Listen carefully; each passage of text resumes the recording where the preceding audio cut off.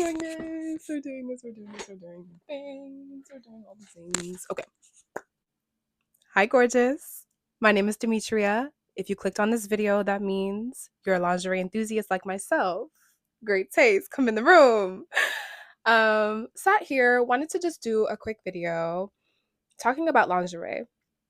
Um, just a little background about myself. Lingerie is something that has piqued my interest since I was a little girl.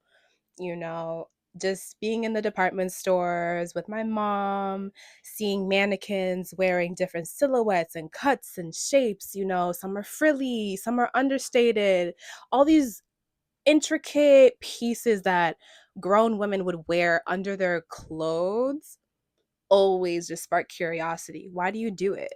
How does it feel? Can I do it one day? Like it was always something in the back of my mind that I knew I wanted to explore as I got deeper into womanhood. Even just the name piques interest. Even just the name piques interest. Lingerie. Lingerie. Like it just sounds sexy. Although you couldn't convince me when I was little that it wasn't pronounced lingerie. I speak English. Like English is my first and only language. Um So I thought it was pronounced lingerie, lingerie. Anywho, it's still intriguing. Over time, this interest bubbled under the surface and definitely took blossom in my mid 20s when I just randomly embarked on a shopping trip for myself. Throughout my early 20s, I would follow different lingerie blogs and track different brands, seeing what piqued my interest, just being curious like a student and tracking which brands I vibed with, just as a mental note for when I felt ready to buy pieces. A specific brand that had always caught my eye turned out to have a location nearby me. So I just stumbled in there, wanted to see if the pieces matched the gorgeous like catalog shoots I'd see, because there's no way it looks that gorgeous in real life. Like sometimes when you see a garment like digitally, and then when you see it translated into real life form, it's like, okay, yeah, that's the same thing, but it's not giving the same that same energy. So went into the store, looked around, fell in love with what I was seeing. It's exactly the gorgeous, high quality pieces I've seen online, which just solidified my love for it even more. And I made sure to make a visit back. One thing led to another, and poof, I landed my current role working as a luxury lingerie sales associate. What had started as a self empowering shopping trip, exploring my tastes, seeing what I liked for myself simply for the sake of beauty and adorning myself and honoring myself, it led to an open job role. And your girl could not resist. The little girl in me could not resist. In my over 16 months of working in this space, in this role, I've really accumulated some valuable experiences, observations, and lessons working with women clients that I feel inclined to share with you all. So, here are my 4 lingerie lessons. First point: you're too focused on them. You are too focused on them. I If I had $1 for every woman who walked in and hesitated on a set because they were focused on a partner, on having a partner, or like a lack thereof, I'd have a yacht yesterday. For my women with a partner, my observations were whether the connection was romantic or purely spicy. I found that these women would disproportionately spend the majority of their visit tracking down what they would want and what they would find attractive. Now, disclaimer: this is a beautiful thing if the connection is showing signs of mutual care, respect, appreciation. But they would give away their lackluster connection either through body language or their verbal language explicitly. When it comes to the body language component, When your partner or your lover, your boo thing, whenever they're pouring beauty and love and light into your world, it touches everything about you. Your entire aura, your eyes light up, the way you speak about them, it's just so sweet. It's abundant, you know? It lights up everything about you. However, when it came to the interactions that I was observing, I saw frumpy facial expressions when they talk about their partner. They would be slouching or just have like a neutral blank expression on the face. It'd be like subtle or like overt eye rolls when talking about their connection. But still, these clients would be spending the majority of their time looking for something that they would like, something that would please them. And the same goes for the verbal language. When a woman is in a flourishing relationship, it will show up in how she speaks about them. You know, she'll be either be gushing about them, or you could just sense the energy behind the mere mention of her partner. For the dissatisfied clients, they would slyly and subtly sneak in how their partner has a lack of appreciation, a lack of focus or attention for what they bring to the bedroom in terms of aesthetics.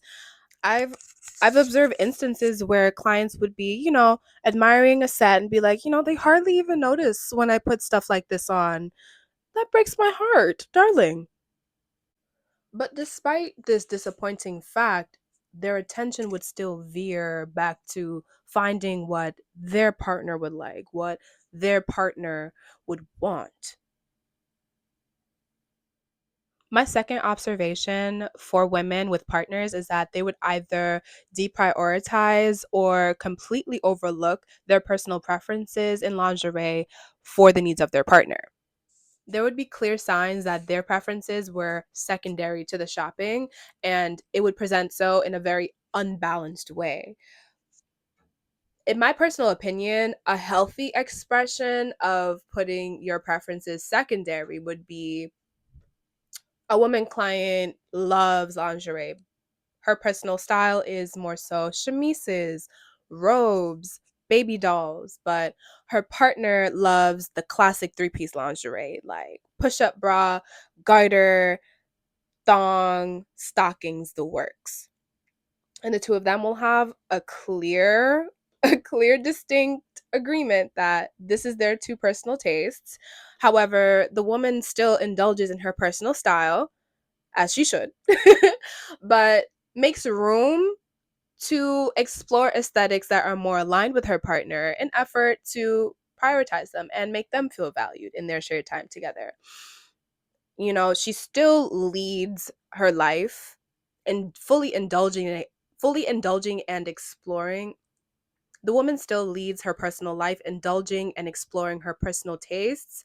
She still leaves room to find pieces that intrigue her partner once it's within her clear boundaries of what she is willing and not willing to wear for them.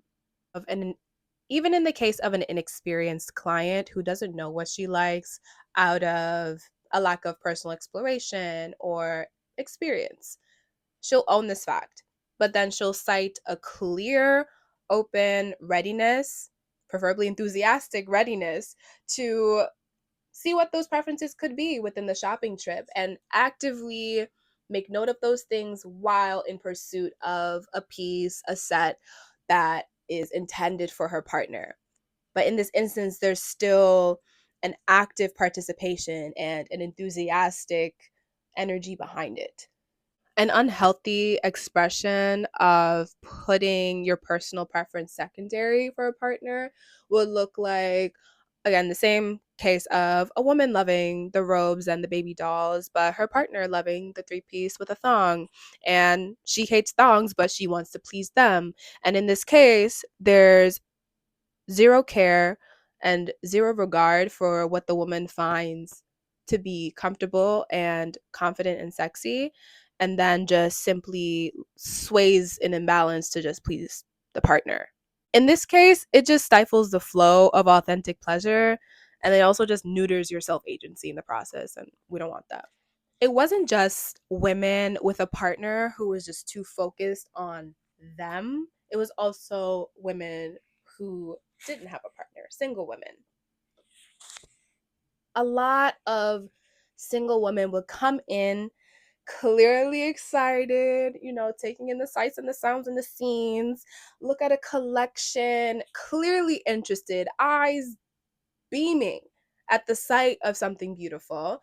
And then they would undercut their desires with a but or a can't to weasel their way out of what they clearly desire.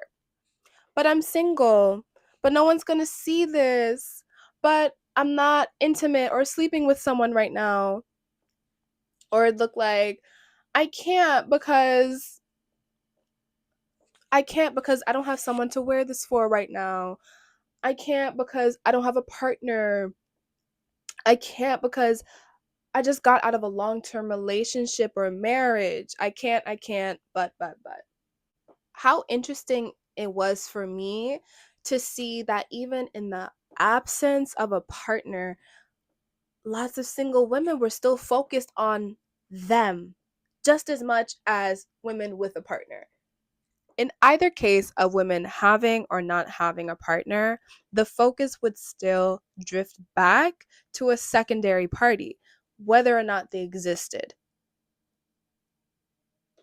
They were placing themselves and their desires secondary or completely overlooking themselves in the process.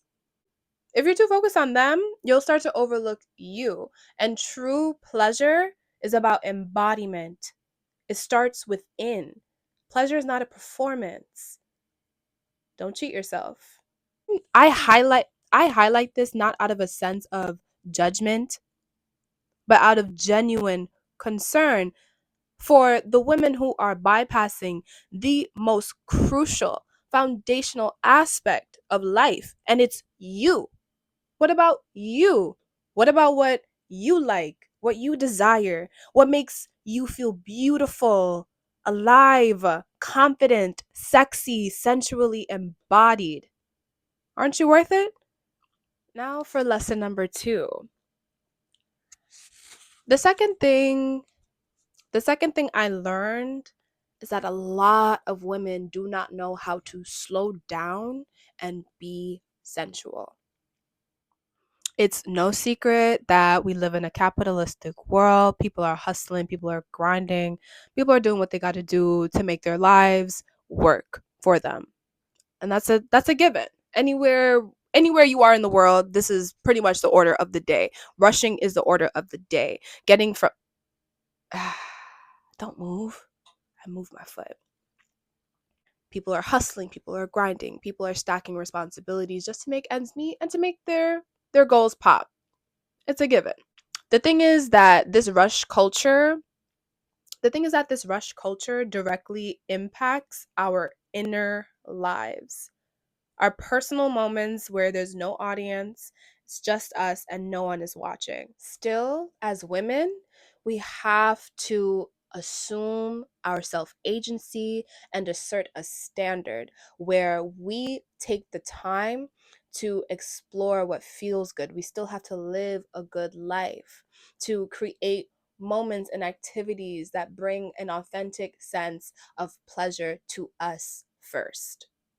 I say that women don't know how to slow down and be sensual based on the repeated complaints that I would hear from clients. And they say things like, who on earth is putting on all this? Sliding on all these pieces is going to take far too long. Why does this have so many pieces and straps? It's too fussy. It's too complicated. It's too much. Now, I understand as women, we have varying personal styles and personal preferences, different tastes and aesthetics. And in addition to that, we live in a modern culture where our style of dress doesn't require various elaborate undergarments to present ourselves. This is not the Victorian era where we have to slip on a bustle and lace up our corsets in order to enter society, nor is it like the 1950s where wearing skirts and hosiery and pumps are the social standard.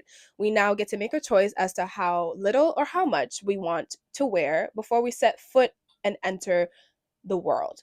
From my perspective as a lingerie enthusiast, I see a missed opportunity and I loathe leaving money or pleasure on the table. In the case of these women, I see that there's a missed opportunity to view lingerie as an extension of self care practices. You know, a practice where you get to really expand your sensual embodiment and grow your bodily awareness, being able to slow down and be present with yourself. I felt that a lot of these women were unaware of the impact that rush culture has on their relationship with their body, whether conscious or subconscious.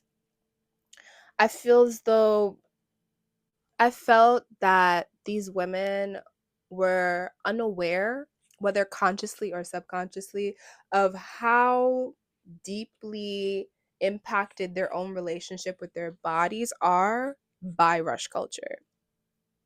Whether these women are unaware or unwilling to start dismantling the impacts of this, it simply creates a huge roadblock for pleasure. Lingerie just invites you to be present with the beauty of all that you are. It helps you to slow down with your pieces at hand, and you're able to truly drink in the gorgeousness of not only the garments, but you.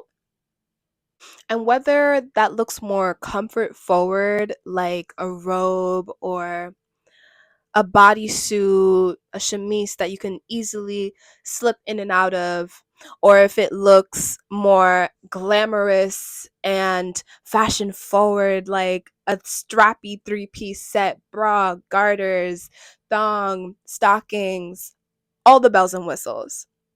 Its purpose is to invite you to feel yourself in your own skin and be pretty while you're doing it. Instead of the former mindset of like, who's doing all this? This is going to take too long. Why is there so many pieces? Instead, view it as an invitation, like I mentioned, to be present and slow down. The act of laying out all your pieces, appreciating how they look, and slowly putting them on and fastening it, putting it onto your body, it becomes a practice of self care, true appreciation, adornment. This is something that instead becomes playful and pleasurable, not a chore. This practice, this action of putting on lingerie, it it says to yourself, I'm worth it. I'm worth the time. I'm worth the effort. I'm worth all the steps to adorn myself so intricately. And if you learn how to truly appreciate and savor all the effort that you put into adorning yourself in this way, appreciating yourself in this way, I promise you, you will never grant access to anyone who can't do the same or greater. They'll never earn space in your orbit because you set the tone. So, babe, please slow down. You're worth it. Number three, it's okay to be inexperienced. I've had women come in to the store, women in their 20s, 30s, 40s, 50s, 60s, and they'll start apologizing to me for their lack of experience. I'm here to help you. It's okay to not have experience with lingerie or pleasure products, but I'd hear far too many times the same sentiment of like, "Oh, I'm so sorry. I'm so new to this. I'm so sorry. I'm X, Y, and Z age and I have no experience yet. Oh, I'm so sorry. I'm so boring." Why are you sorry? It's okay to be new to things. It's actually delightful to be new to things. It's more than okay to not have experience in this department. To the women who feel a point of shame or inadequacy in this department, do not apologize for being in your truth. It's okay to be inexperienced. It's okay. To the women who are inexperienced, you should be celebrating the fact that you are now open and ready to embark on a new adventure. You're saying yes to your desires. And it could generally just be that you were simply not ready to embark on this specific part of your journey. And that's okay. You're ready when you're ready.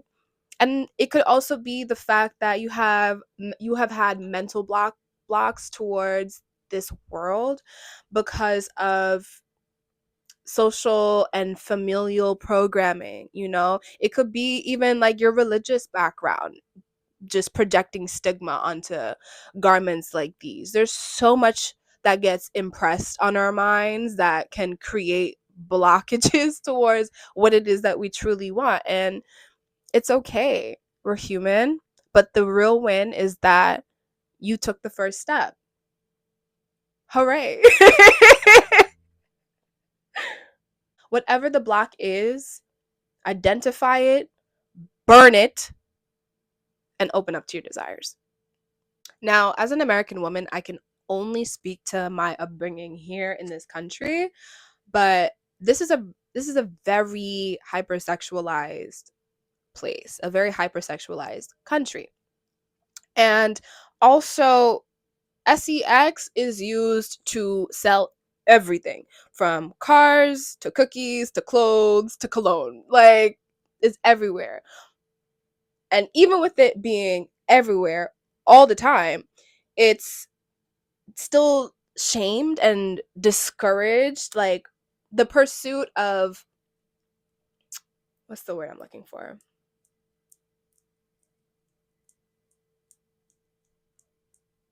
Everything's hypersexualized. Still, society discourages like sensual embodiment and the exploration of lingerie unless it is with or for a partner. And I'm very much intentionally recording this video in lieu of Valentine's Day because I know your Instagram feed, your X feed, every freaking platform that you use is being bombarded with ads by companies I will not name, but lingerie companies telling you to buy this, do that, get sexy for them. And I just want to make sure that I'm entering the chat in a productive conversation with women that centers ourselves, understand the motivation, and make sure that it is first for you, making sure that you're honoring what your desires and needs are, and assessing whether or not the person you want to buy lingerie for is even worth it, especially if you haven't done it for yourself. Do it for you first. Please do it for you first. Okay? Okay. And in addition to it being okay to be inexperienced with lingerie as a woman, regardless of where you are in your journey, I want to emphasize that there is no required age, no required body type to wear lingerie. Okay? Whether you had a baby, will never have a baby, have had a baby, whether or not you are a grandmama or a sister and auntie, whatever your relations are to other people, there are no requirements for you to enjoy lingerie. So throw all those dingy thoughts and blocks to the side because it's not helping. It's not serving a purpose. And I want you to remember that it's a garment that's here for you and your pleasure. We get one life to live. We get one life to live. And all that we have is today. All we have is the present. All we have is this moment. So if you feel inclined to experiment with lingerie, do it. If you don't. But specifically, if you're watching this video, you are interested or are already in the practice of doing this. Do it for you. Do it for you. Every day, it's something for you that no one has to see. That's the thing. People assume that this is something for a partner to see. And Granted, movies, media, film, very powerful and imprints on our minds, and it dictates our social scripts. But hi, again, my name is Demetria. Let me remind you that does not apply. It's about you. It's about honoring yourself every day. When you hop up out of bed and do your gorgeous everything shower, and before you gotta hop out and be all the different things and roles that you gotta be, you get to adorn yourself in yet another way that no one has to see, but it just sparks a light in you. It makes you feel safe or grounded and more alive, more like you. And I want you to consider this, especially for my women who say that they're too old or too late. How beautiful is it that you still get to experience firsts on your journey? Let that sink in.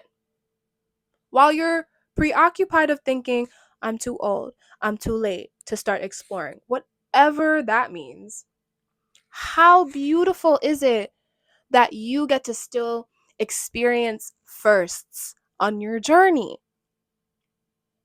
One life to live, love. One life.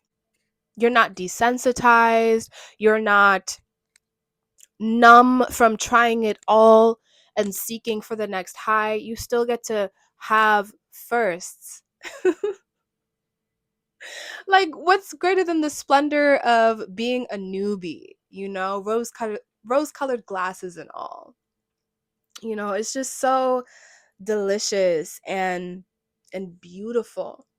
So I want you to remember this. It's okay to be inexperienced. And if any lingerie specialist at whichever retailer you choose to walk into is giving you shade for being inexperienced, slap them. I give you consent to do so. JK, I don't promote bodily harm. And my fourth and final lesson from working in luxury lingerie is it's either hell yes or hell no. Nice is not enough. What I mean by this, like the most perfect lipstick or a classic hairdo that just snatches your face or a signature dress, the same applies for a lingerie set. It just ignites a fire behind your eyes. It just makes you walk a little different. It just amplifies your confidence. It's unmistakable. In my personal observations in the fitting room with clients, a hell yes or a hell no, it's shown in the body language. Always comes back to the body language. And it's shown in their verbal language too. Now, for a hell yes, right? It's giving a distinct expression of on the face, a sense of awe on the face is very much registered.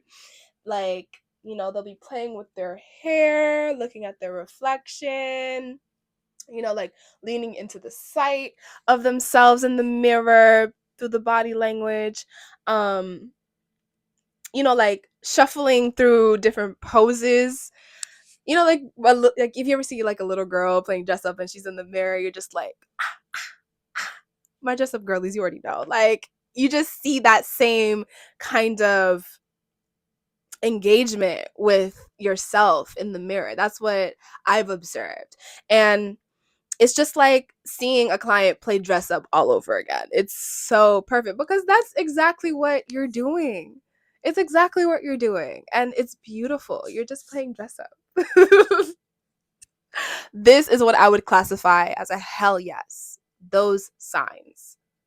A hell no looks like zero fire behind the eyes when looking at your reflection in this set.